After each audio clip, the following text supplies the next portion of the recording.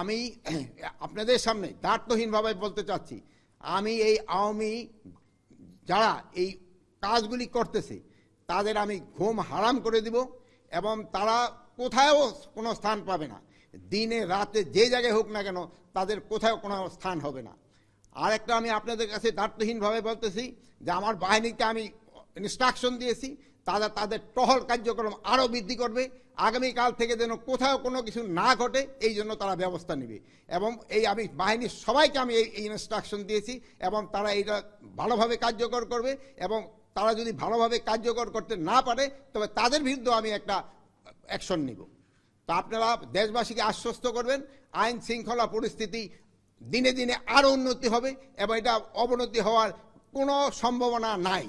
এবং দেশকে যারা অস্থিতিশীল করার চেষ্টা করতেছে তাদের কোনো অবস্থায় আমরা ছাড় দিব না। এই আওয়ামী দোসরদের আমরা কোনো অবস্থায় ছাড় দিব না। তাদের কাছে প্রচুর টাকা আছে, এই টাকা তারা বিভিন্ন জনের মধ্যে বিভিন্নভাবে ছড়াচ্ছে এবং দেশে একটা অস্থিতিশীল পরিস্থিতি চেষ্টা করতেছে, কিন্তু তারা কোনো অবস্থায় সাকসেস হবে না। এবং আমরা যেভাবে হোক আইন শৃঙ্খলা পরিস্থিতি দিনে দিনে উন্নতি করতে থাকবো।